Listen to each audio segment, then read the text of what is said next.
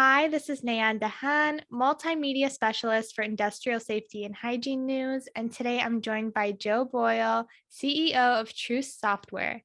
Welcome, Joe. Thanks for sitting down with me today. Thanks. It's a pleasure to be here with you.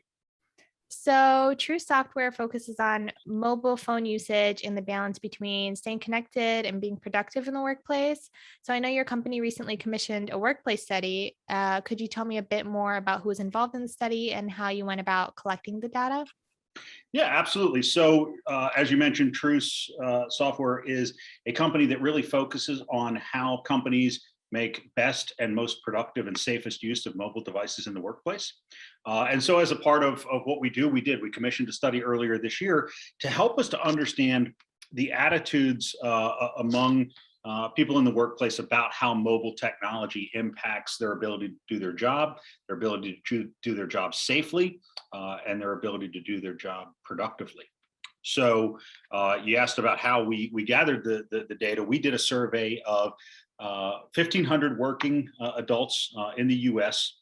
To get that sense, and we also wanted to understand the nature of how they work. Obviously, we did this study in a time where I suppose everyone was a remote worker, and so we asked them to help us understand. Are you typically a worker who's out in the field doing your job, or are you generally an office-based worker? Are you currently a temporary mobile worker? And that helped us to really understand really how mobility plays a role in the way that they do their work. We've been around for a few years now, certainly pre-pandemic, and so we were very interested in how mobility and mobile technology affects workers' abilities to get their job done anyway. But what I think the pandemic really heightened was this understanding of how frontline workers' jobs are really different, right? A lot of the decision making about how mobile technology gets implemented is made back in the corporate office. It's made by people who don't live out in the field.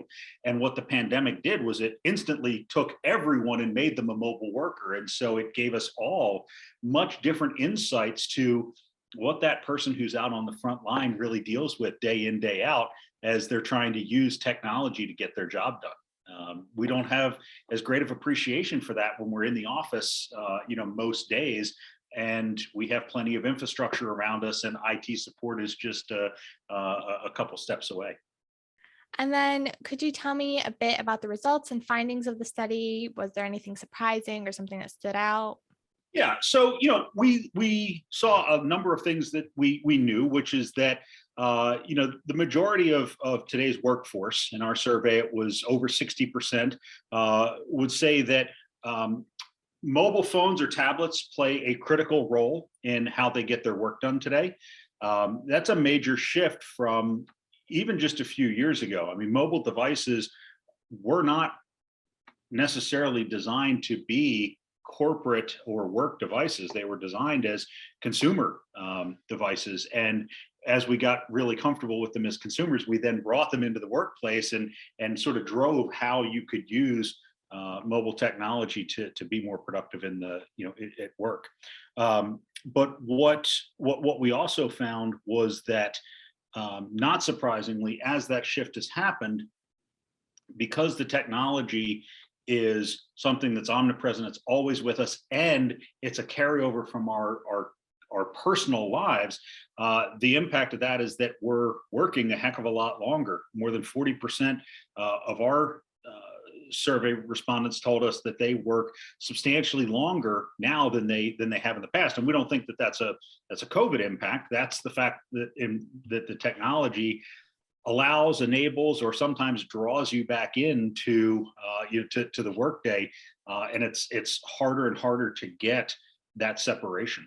You've got this, in many cases, this sort of single device that comes with you throughout your day. I mean, this is the first thing I looked at when I woke up this morning. It's the last thing that I'll look at when I go to bed tonight. And between those hours, I'll do 80% of my work on it, but it also has every picture I've ever taken of my kids.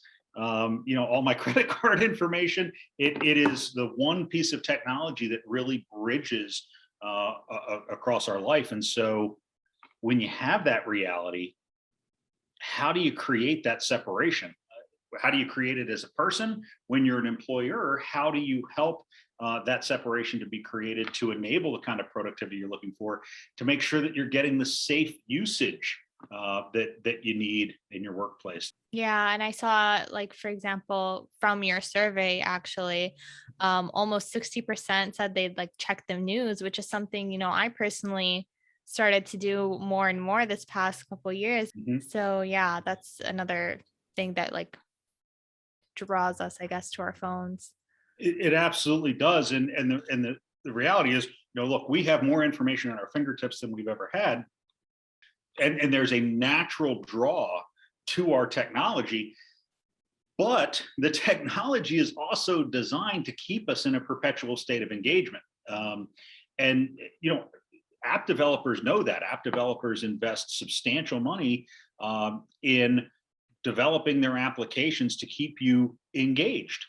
The unfortunate side effect of that, though, is that we can't put our devices down. I'm entirely focused on our conversation right now, and I think I'm pretty good at ignoring my phone. But if it beeps, I'm going to have a hard time not looking over at it. And I don't think I'm unique. And the data tells us that I'm not unique. If your device bings, pings, or does whatever type of alert you have set up on it, you're going to stop what you're doing and you're going to look at it. And sometimes that's okay. Sometimes that is a hit to your productivity because it takes you a lot of time to get back on task. And sometimes that is a major risk to health and safety. If you're monitoring a equipment panel with high pressures and keeping others safe through your monitoring of an environment, that's not the time to be looking at what somebody had for lunch and their post on Instagram, right? Yeah. And so what do you think companies or workplaces in general can gain from learning the results of the study? I think it continues to open their eyes about what's really happening on the front lines with their workers and with devices. I think it opens up opportunities to think about how you can better enable your frontline workers with the technology to get their job done. I think it also brings into sharp focus what some of those unintended consequences are. It's good to have information at our fingertips, but as I mentioned a moment ago, right thing at the right time. Having constant access to information, having constant information fed to us. There are times that we need to be able to turn that noise off, and that's I think that's what the survey helps to bring into sharp focus.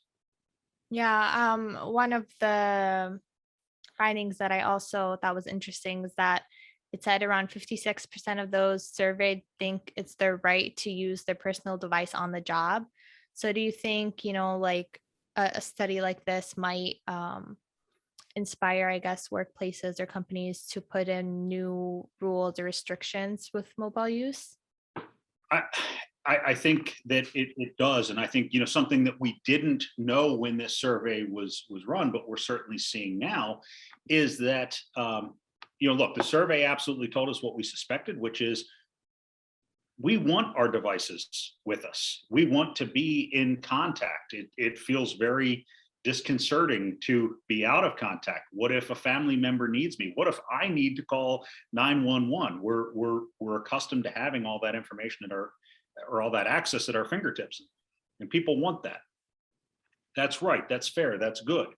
Now, from an employer standpoint, you do have the concerns about what that brings, and so I think the thing that it's highlighting today with the labor market being so tight is, if you're an employer, yes, you want to focus on safety. Yes, you want to focus on productivity, but you need to be able to get people who want to come to work for you. And if one of your, man, there are a lot of restrictions that we need to put on workers that are for good reason.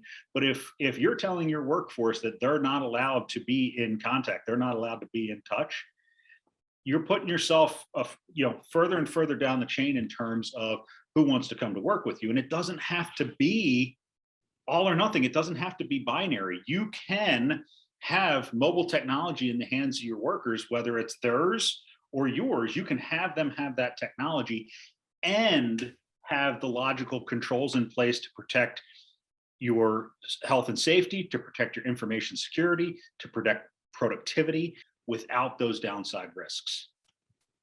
Okay. Well, that was my last question for you, but is there anything else you'd like to add to the conversation? Maybe something I missed or something you want to elaborate on? Yeah, I think that this has been a great conversation. You came in, obviously, you're very familiar with our survey. I think that again, there's good opportunities that continue to evolve as we understand more of what the future of work looks like.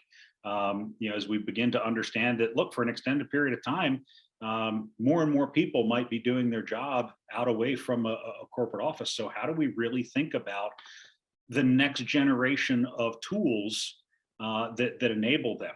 Historically, the way that we have managed situations has been on it's been on an old paradigm. It's been how do we manage things for people who don't have technology at all? Then it became how do we manage things for people who might have a desktop computer? Then that evolved to a laptop.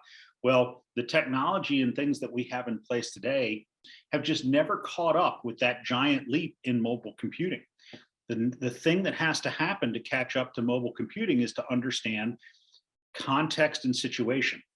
What's okay to do with a device while I'm at home is not the same as what's okay to do with my device when I'm at work. And that's different even still from what's okay to do with my device when I'm in a high risk environment, like monitoring a control panel. And so, we think that people are really waking up to that reality and recognizing that yesterday's sort of one size fits all tools don't give them what they need.